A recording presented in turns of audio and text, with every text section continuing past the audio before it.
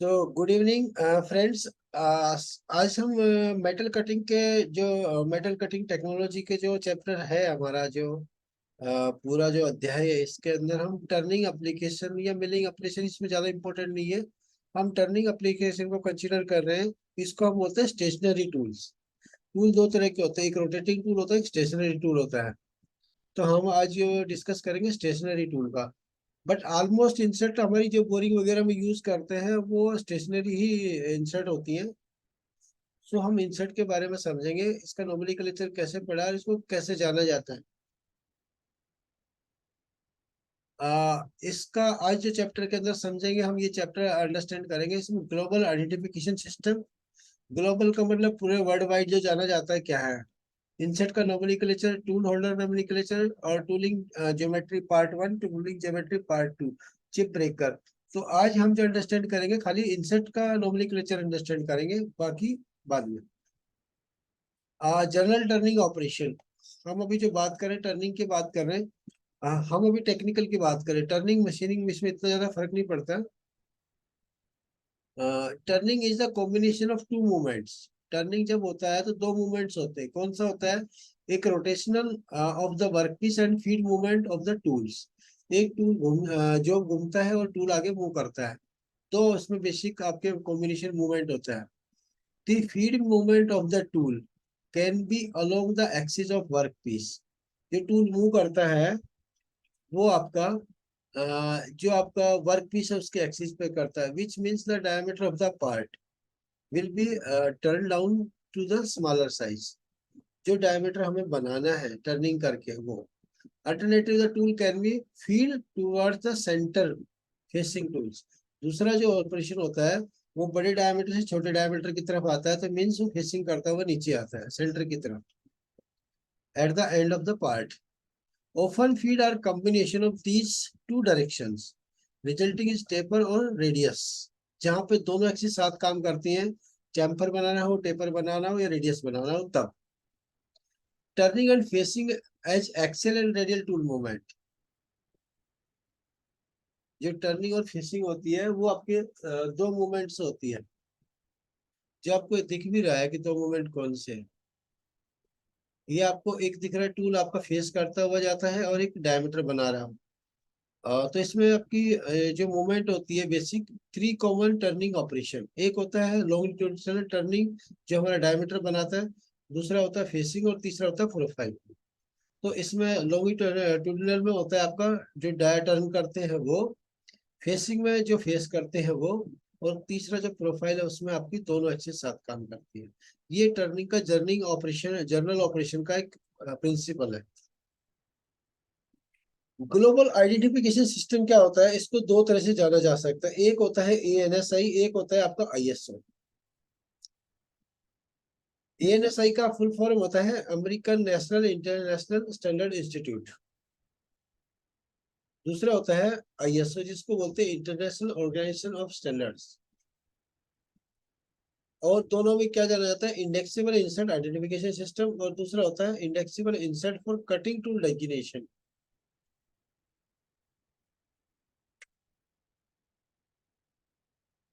Insert का nomenclature समझते हैं इसका, एएनएसआई और आईएसओ। अभी मैंने दो बताए, आपको दोनों समझ में आए।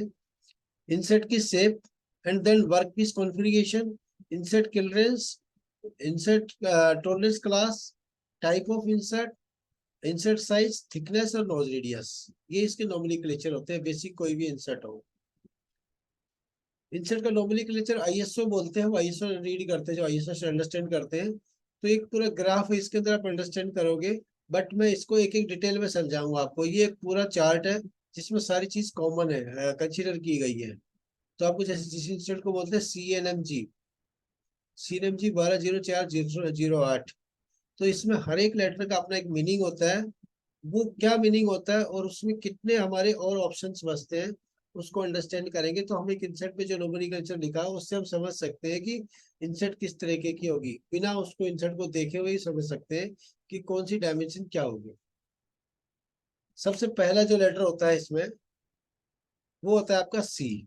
इस सी का मतलब होता है shape, insert shape. Insert shape हमारी जो मार्केट में रेडीली जो अवेलेबल होती है वो आपकी डिफरेंट डिफरेंट टाइप की होती है, डिफरेंट शेप की होती है। तो यहाँ पे एच को बोलते हैं हेक्सागोनल, जो 120 डिग्री आपका होता है। ऑक्टागोनल होता है 135, जिसमें आपके 8 कटिंग एज होते हैं। और पेंटागोनल होता है जिसमें 5 होते हैं। और स्क्वायर होता है जिसमें आपके 90 डिग्री होता है, जिसमें 4 कटिंग एज होते हैं या 8 हो सकते हैं। ट्रिएंगुलर होता है जिसमें 3 होते हैं, 120 डिग्री इन बिटवीन होता है इनमें। तो इस सीप का मतलब हम जिस एंगल की बात कर रहे हैं वो एंगल ये वाला है, जिसपे हमने एरो बना रखा है। ये वाला एंगल होता है किसी भी इंसर्ट का, ये वाला एंगल बात कर रहे हैं हम। ये एंगल, ये वाला एंगल, ये एंगल कितना होगा। मीन्स अगर हमारी ये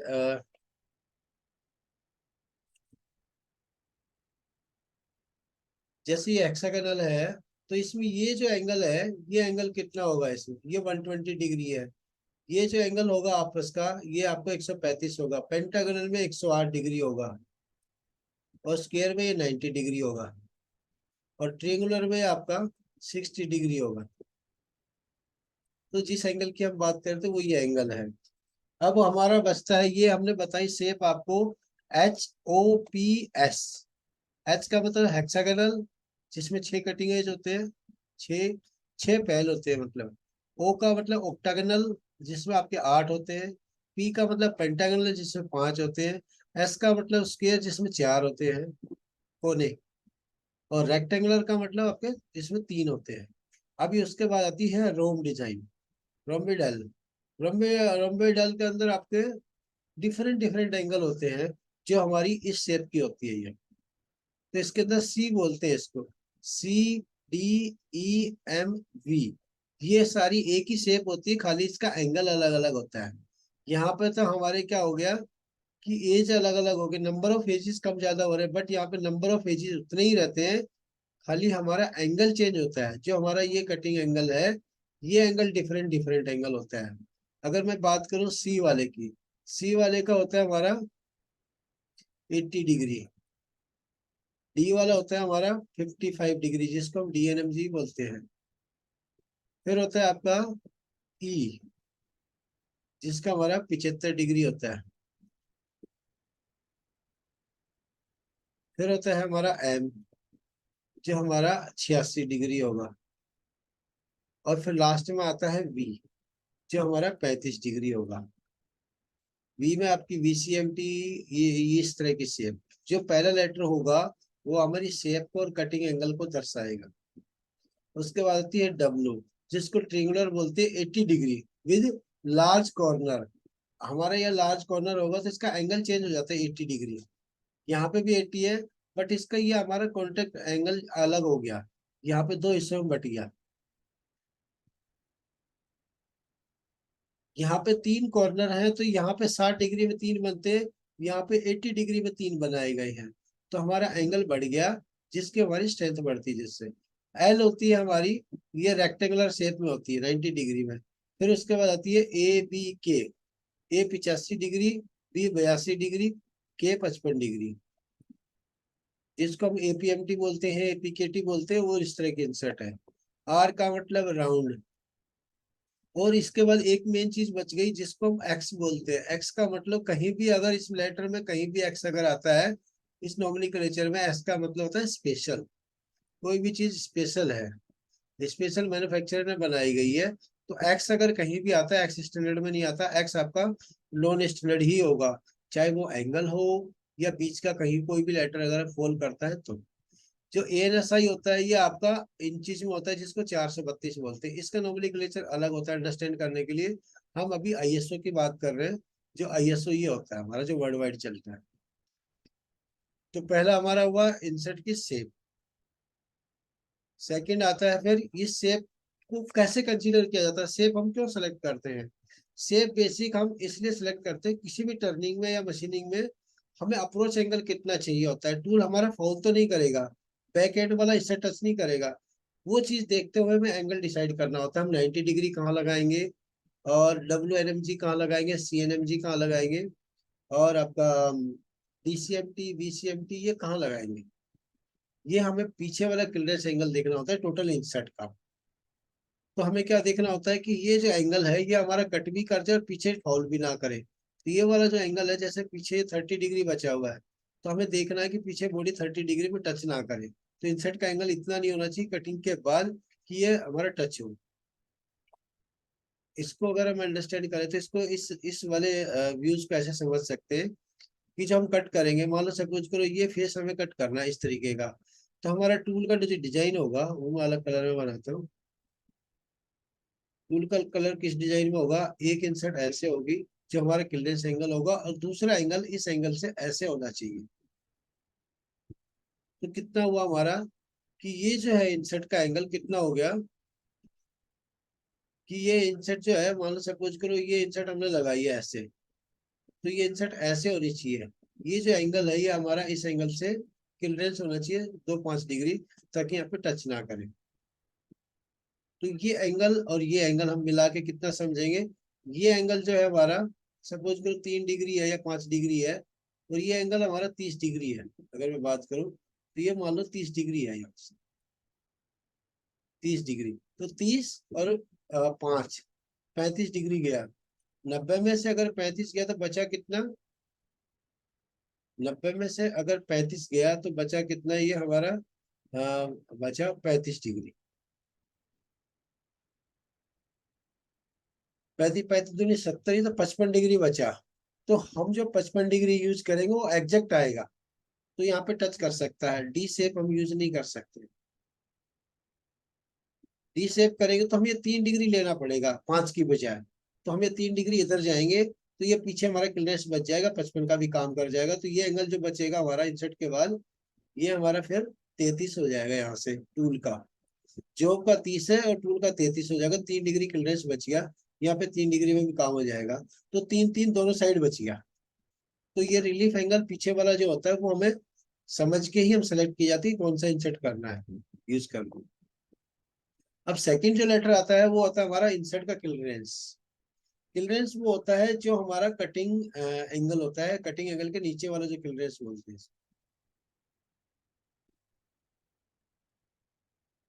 तो वो ये कह सकते हैं कि इसमें हमारे कितने लेटर आते हैं जो एंगल अलग अलग दर्शाते हैं। तो इसमें हर लेटर का अपना एक अलग एंगल है। ए 3 डिग्री होता है, बी 5 डिग्री होता है, सी 7 डिग्री होता है, डी 15 डिग्री, ई 20 डिग्री, एफ 25 डिग्री, और जी 30 डिग्री, और पी 11 डिग्री, ओ स्पेशल। तो यहाँ पे हम अगर बात करें सी एन एम, जो हमारा एन बच गया ना, एन होता है न्यूट्रल जो 0 डिग्री पे है। अगर कोई भी इंसर्ट में यूज करता हूँ, सपोज करो हमने इंसर्ट का नाम लिखा सी सी एम टी। तो यहाँ पे जो सी है ये तो शेप का काम करी, दूसरी जो सी है, ये सी हमारी क्लियरेंस एंगल को दर्शाती है, ये कितना है, जैसे 7 डिग्री है तो यहाँ पे सी का 7 डिग्री होगा। और ये अगर क्लियरेंस एंगल हमें 11 डिग्री चाहिए तो पी लगाना पड़ेगा, तो हम वहां पे यूज करेंगे सी पी। और आगे अलग कर सकते हैं, सी पी जी टी या सी पी, कुछ भी हो सकता है आगे, वो अलग एप्लीकेशन पर डिपेंड करेगा। तो ये हमारा हुआ सेकंड लेटर का जो हमारी इंसर्ट क्लियरेंस को बताता है। इससे हमें ये पता लगता है कि इंसर्ट क्लियरेंस बेसिकली ये काम किस में आता है, जब हम बोरिंग में यूज करते हैं इंसर्ट को टर्निंग के लिए, तब बहुत महत्वपूर्ण होता है कि ये पीछे वाला हिस्सा टच नहीं करना चाहिए। ये आपको एग्जांपल समझाता हूँ तो आपको समझ में आएगा क्यों जरूरत होता है इसकी। ये बेसिक इसलिए जरूरत पड़ती है, जैसे कोई बोर है, ये बोर के अंदर मैंने इंसर्ट यहाँ पे कट कर रहा है, सपोज करो यहाँ इंसर्ट बोर कर रहा है, तो इसमें अगर मैंने नेगेटिव लगाया है, इंसर्ट का अपना कुछ एंगल होगा, सीधा तो नहीं रहेगा। एंगल एंगल क्या होगा हमारा, ऐसे होगा, इंसर्ट का रैक एंगल होगा। रैक एंगल 3-5 डिग्री अगर हुआ कुछ भी, सपोज करो ये 15 डिग्री अगर रैक एंगल है, तो ये क्लियरेंस हमारा अगर 90 डिग्री की इंसर्ट यूज करी तो कितना होगा, ये सीधा तो नहीं होगा। ये इंसर्ट 5 डिग्री अगर नीचे झुकी हुई है तो 5 डिग्री इधर हो जाएगा। तो एटलीस्ट हमें ये क्लियरेंस चाहिए ताकि ये बोरिंग के टाइम पे टूल इससे टच ना करे नीचे। जब हमारा डाया कम होता है तो हमारी इंसर्ट इस तरीके की होती है कि ये जो हिस्सा है नीचे वाला, ये टच कर सकता है ऐसे। तो ये क्लियरेंस हमें बढ़ाना पड़ता है ताकि ये हिस्सा इसमें टच ना करे। उतना क्लियरेंस हमें बढ़ाना पड़ेगा। तो कई बार 11 डिग्री भी यूज करते हैं, 15 डिग्री भी करना पड़ता है, और 7 डिग्री भी। ये आपका पॉजिटिव इंसर्ट के लिए होता है। जो नेगेटिव इंसर्ट होगी वहां पे एन लगेगा।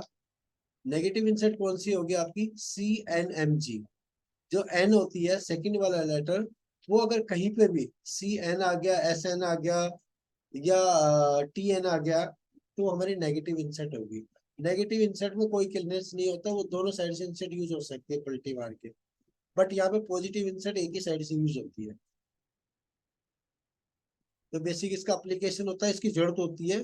क्यों जरूरत होती है मैंने आपको एक्सप्लेन किया है। थर्ड वाला जो लेटर होता है वो आपका बरसाता है आपको एम। एम होता है हमारा टॉलरेंस क्लास। टॉलरेंस क्लास वो चीज होती है जो इंसेट का अपना एक डायमेंशन होता है, उस डायमेंशन के ऊपर कौन सी टॉलरेंस अप्लाई होगी। सपोज कर उसकी थिकनेस है, उसका सेंटर से एक साइड का विड्थ है। इंसर्ट एक निकालने के बाद दूसरी इंसर्ट जब आपस में लगाते हैं तो कितना वेरिएशन आना चाहिए, कितना आएगा, वो आपको एक्सप्लेन करता हूँ, बताता हूँ इसमें। जो लेटर ये दर्शाता है, सपोज कर हम बोरिंग कर रहे हैं, बोरिंग के बाद इंसर्ट हमारी वियर हुई, इंसर्ट को हमने खोला और इंसर्ट दूसरी लगाई, और इंसर्ट दूसरी लगाने के बाद वो सेम साइज नहीं बनाएगी। क्यों नहीं बनाएगी, क्योंकि इंसर्ट एक तो वो घिसी हुई है, दूसरी नहीं लगाई है। नहीं लगाने के बाद कुछ उससे डिस्टेंस बढ़ जाएगा। दूसरा, उसकी इंसर्ट की एक मैन्युफैक्चरिंग टॉलरेंस होती है। मैन्युफैक्चरिंग टॉलरेंस जो एक इंसर्ट से दूसरी इंसर्ट के बीच में गैप होता है। मगर अब 4 इंसर्ट का अगर डाटा लेंगे तो चारों इंसर्ट की वेरिएशन अलग अलग मिलेगा। सेम ग्रेड का, सेम साइज का, सब कुछ एक ही डब्बी में से अगर 4 इंसर्ट यूज करते हैं और उन चारों इंसर्ट को इंस्पेक्ट करते हैं, तो हमें पता लगेगा कि उसके अंदर सपोज कर हमने थिकनेस चेक करी, तो एक इंसर्ट दूसरी, एक इंसर्ट मान लो 20 माइक्रोन प्लस है, दूसरी इंसर्ट 20 माइक्रोन माइनस हो सकती है, लाइक दिस।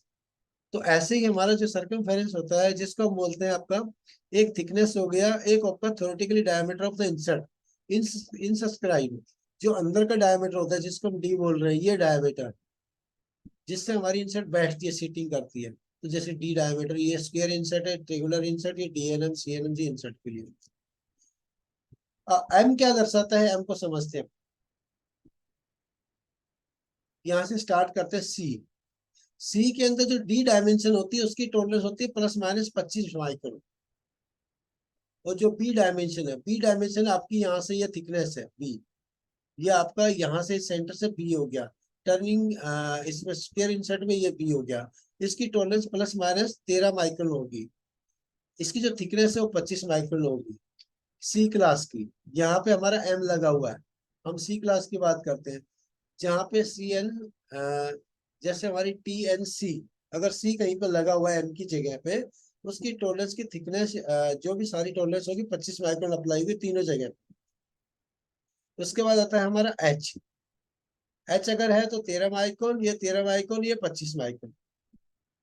तो यहाँ पे हम देख रहे हैं कि सी वाले क्लास की 25 माइक्रोन थी, इसकी 13 माइक्रोन होगी, तो एच वाली टॉलरेंस और थोड़ी सी क्लोज हो गई। उसके बाद ई आती है। ई में हमारी सारी टॉलरेंस 25 माइक्रोन में है। जी वाली जो 25 माइक्रोन में है, और थिकनेस इसकी हमारी 13 माइक्रोन में है। एम जो टॉलरेंस होगी ये see table of the next page. तो जो हमारी एम जो है, एम हमारी क्या होगी,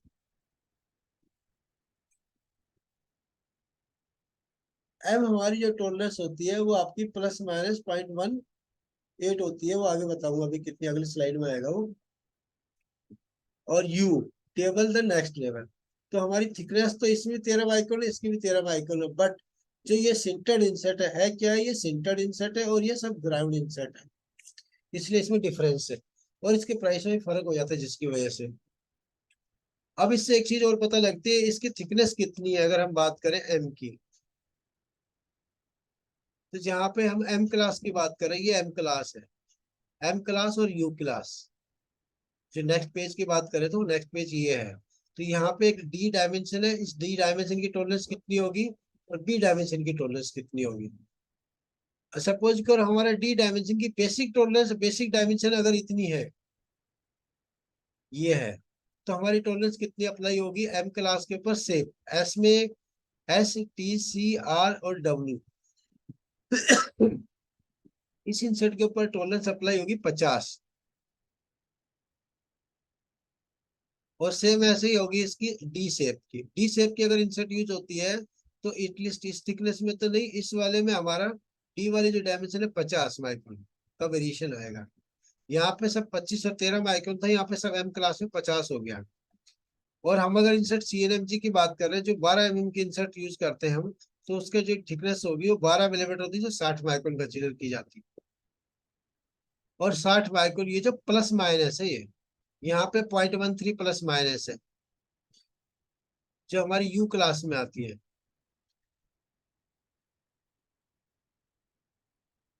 एम की जगह अगर यू आ गया तो यू में भी हमारी वी शेप और टी एंड सी शेप होती है। यहाँ पे आगे बढ़ के चलेंगे तो जैसे 15 मिलीमीटर, जैसे जैसे इंसर्ट का साइज बढ़ता चला जाएगा, टॉलरेंस भी बढ़ते चली जाएगी। यहाँ पर 0.15 है। और अगर मैं 12 के इंसर्ट यूज करूँ तो 60 माइक्रोन प्लस माइनस वेरिएशन मिलेगा आपको, जो हमारी डी टॉलरेंस है, डी डायमेंशन है। और यू क्लास में हमें मिलेगा, ये डी वाली अगर डायमेंशन की बात करें तो 60 माइक्रोन, और थिकनेस हमारी जो है 13.13। तो कहने का मतलब ये है हमारी कि जो एम वाली होती है वो सिंटर्ड टॉलरेंस होती है, और बाकी जो है ग्राउंडेड होती है। अब हमारा चौथा लेटर आता है। चौथा लेटर में जिसको बोलते हैं type of insert. Type of insert हमें ये बताता है कि हमारी इंसर्ट की माउंटिंग कैसे है। माउंटिंग कैसे है होल्डर के अंदर, वो स्क्रू से माउंट है, और आपका इंसर्ट की जो टाइप है वो कैसी है। तो जैसे हम बात करें कि ये प्लेन इंसर्ट है, विदाउट होल वाली इंसर्ट है, या होल की इंसर्ट है। यहाँ पे विदाउट होल वाली भी इंसर्ट आती है, जैसे हमारी एन है। इस जी की जगह अगर एन है, यहाँ पे जी का मतलब समझते हैं, इस जी का मतलब होता है कि दोनों साइड से इंसर्ट को यूज कर सकते हैं होल के साथ। इस जी का मतलब इतना ही है, जैसे ये वाली इंसर्ट है, इसको पलट करके दोनों साइड से यूज कर सकते हैं, जो हमारा शेप बता रहा है।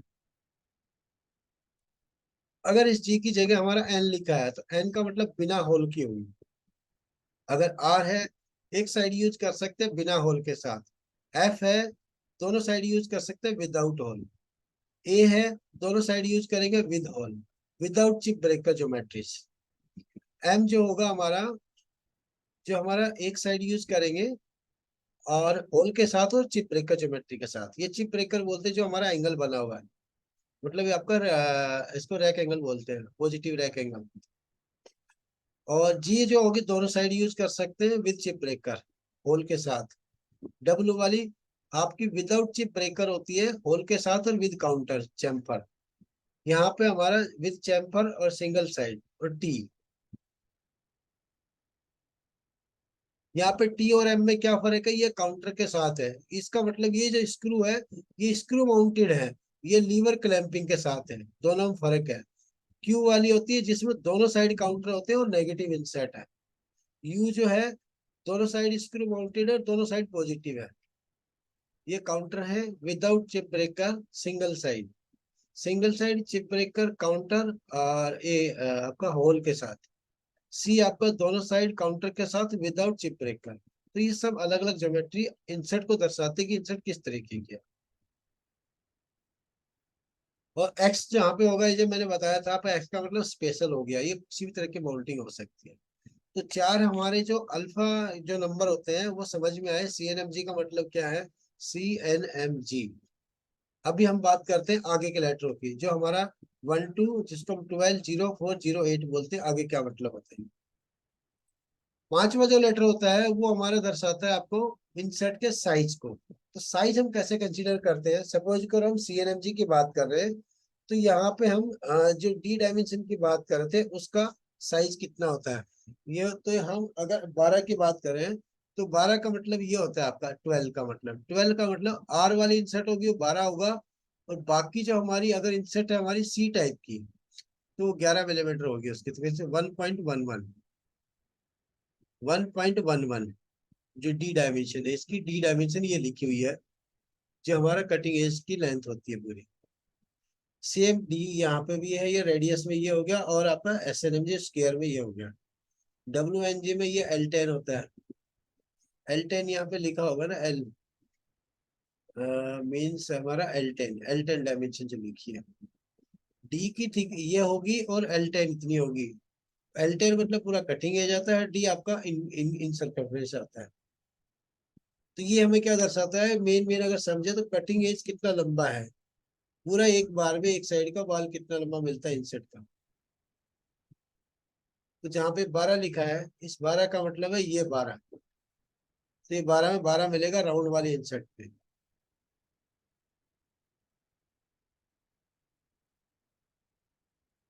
ओके, ये हमारे इसके नंबर होते हैं। अगर सी की बात करें, सी में जहाँ पे 12 लिखा है उसका 12.7 साइज मिलेगा डी वाला। और एल मिलेगी जो हमारी 12 मिलेगी। ये जो 4 नंबर है, ये 4 नंबर इससे लिंक कर रहा है जो हमारा एन एस आई है। 5 नंबर का जो नंबर होगा वो हमारा इंसर्ट की कटिंग एज की लेंथ को दर्शाएगा। अब 6 नंबर की बात करें तो 6 नंबर हमारी थिकनेस की बात करता है, इंसर्ट की थिकनेस कितनी है। तो ये 04 का मतलब 04 मिलीमीटर नहीं होता, 04 एक नंबर है। तो इसका जो वैल्यूज आती है 4.76 आती है एग्जैक्ट वैल्यूज। ये हमारी जो थिकनेस है एस, जो थिकनेस दिख रही है ये एस थिकनेस है। जितनी जितनी शेप के इंसर्ट होंगे उनके दिखा रहे कि कहाँ से नापी जाती है। तो आई थिंक टोटल इंसर्ट का जो ऐसे ऐसे जो थिकनेस नीचे से ऊपर तक होती है वो थिकनेस है। और 04 का मतलब हम यहाँ पे 4.76 होता है। अगर T3 है तो मतलब 3.97 थिकनेस होगी उसकी। 3 है तो 3.18 होगी। जैसे हम बात करते हैं कहीं पर होता है TCMT 09T304 T3। इस T3 का मतलब क्या हुआ, ये थिकनेस है हमारी 3.97 में। जहाँ पे 03 यूज करते हैं, 03 का मतलब 3.18। 02 अगर यूज करते हैं तो 2.38 होगा। T1 अगर वहां पे है तो 1.98। टी 01 अगर है तो 1.5 से 59। तो ये हमारे नंबर है ना कि थिकनेस है। थिकनेस इस टेबल से पता लगेगा। और एक लास्ट बचा हमारा नोज रेडियस। नोज रेडियस जिसको हम ये डायरेक्ट हम माउंट कर सकते हैं, काउंट कर सकते हैं। 08 का मतलब 08, 08 नहीं होके ये 0.8 कहलाएगा, ये हमारा रेडियस 0.8। सो हमारे जो इंसर्ट का सिंबल है, सपोज करो 02 है जहाँ पे 2 नंबर लिखा है, ये इंचज में 2 मिलीमीटर लिखा है और यहाँ पे में सिंबल 08 लिखा है। तो 08 का मतलब में 0.8 हो गया। और जहाँ पे हमारा ये 12 लिखा है 1.2 हो गया, 16 है 1.6 हो गया, 220 है तो 2.0 हो गया। अगर 04 है तो 0.4, 02 है तो 0.2, 01 है तो 0.1। और एक्स हमारा स्पेशल है। तो ये हमारा नोज रेडियस को दर्शाता है कि इंसेट का नोज रेडियस कितना है। तो ये था हमारा एक इंसेट के नॉर्मली क्लेचर। आई थिंक आपको